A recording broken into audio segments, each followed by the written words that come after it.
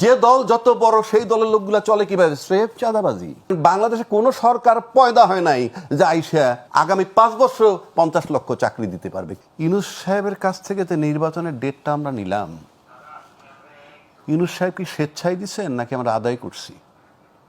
আপাত দৃষ্টিতে তো আমরা দেখলাম উনি স্বেচ্ছায় স্বতঃস্ফূর্তভাবেই দিয়েছে। কিভাবে দেখলেন? আমরা দেখলাম উনি তো বারবার ঘোষণা করলেন, নানানভাবে মানুষকে উনি বোঝানোর একটা চেষ্টা কথা করলেন। বলছিলেন যে অল্প সংস্কার করলে ডিসেম্বরে নির্বাচন, বেশি করলে জুনে।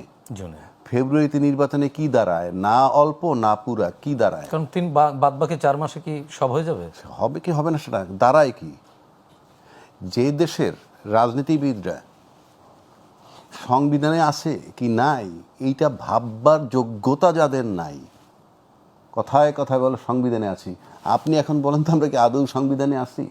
আপনার দুইজন আইনজ্ঞ না না, আছেন। একই দিনে নির্বাচন, একই দিনে গণভোট, কোন সংবিধানে লেখা আছে? চ্যালেঞ্জ। এই দুইটা নির্বাচন একই দিনে কোন সংবিধানে লেখা আছে? সিম্পল।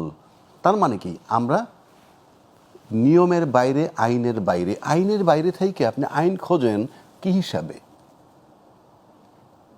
আপনি নিজে আইন মানবেন না, আপনি আরেকজনের আইন মানাইতে পারবেন? এই যে মব, আপনি কি মনে আছে আমরা মিজাজ কবির তো মব বলছেন না, মব মানতে না না, আপনার সাবজেক্ট আমি মব ধরতেছি, তারপরে কথা বলছি। যারা ক্ষমতায় থাকে তাদের দল তাদের সার্ভাইভালের জন্য যে কর্মকাণ্ড করে অর্থ আয় করে, কারণ বাংলাদেশে কোনো সরকার পয়দা হয় নাই যে আইসা আগামী 5 বছর 50 লক্ষ চাকরি দিতে পারবে। কেন পারবে না? কারণ আমার জায়গাটা এতটুক, জনসংখ্যা বেশি, জায়গাটা এতটুক, জনসংখ্যা বেশি। অত বড় আমেরিকা 50টা বাংলাদেশের সমান, তার চেয়েও বড় হইতে পারে। 33 কোটি লোক, চাকরির অভাব নাই, কথার কথা বলছি। আর আমার এতটুকু, আপনি চাকরি দিবেন কিভাবে? যে দল যত বড় সেই দলের লোকগুলা চলে কিভাবে? স্রেফ চাঁদাবাজি। অ্যান্ড দ্যাট ইজ মব যদি আপনি বলেন।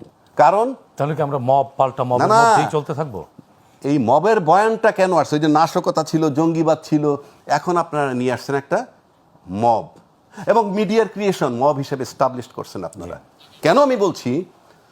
এমনভাবে কথা বলা হচ্ছে যে এই 16-17 মাসের আগের যে 16 বছর ইতিহাসটাই বাংলাদেশে নাই। না, আমরা তো অভ্যুত্থান পরবর্তী বাংলাদেশে রিভেঞ্জ চাইনি। রিভেঞ্জ চাইনি মানে কি? আপনি কি গড়বেন কিভাবে? আপনি 16 তলা একটা বিল্ডিং, না না না না, আপনি 16 না না না, আমলে যেটি হয়েছে সেটির ধারাবাহিকতা তো আমরা প্রত্যাশা করি। আপনি 16 তলা একটা বিল্ডিং করছেন, 16 তলা বিল্ডিং এর এই জায়গায় রড যা দেওয়ার কথা ছিল দিলেন না, সিমেন্ট যা দেওয়ার কথা দিলেন না, মানে চুরি। এটার ভিতরে পদ্মা ব্রিজে ঢুকাইতে পারেন, সবই ঢুকাইতে পারেন। তো এইভাবে করতে করতে 16 তলা বিল্ডিং দাঁড়া করাইছেন। চট করে বিল্ডিংটা পড়ে গেছে। 16 বছর বসে একটা 16 তলা বিল্ডিং বানাইছেন। সেই বিল্ডিংটা কি কি কারণে ফাটলো, কি কি কারণে ভাঙ্গিয়া চুরমার হয়ে গেল, এটা 16 মাসে আশা করেন? Abnormal, just abnormal thinking. মানে অন্তত বন্ধ তো করা যেত। আপনি এটাও 16 মাসে আপনি পারতেন যদি ডে 1 আমরা দেখতাম কোঅপারেশন করেন সরকারকে। এই সরকার আসলে 200-250 আন্দোলন আসছে, একই কথা আমার বারবার বলতে হয়। 200-250 আন্দোলন হয়েছে।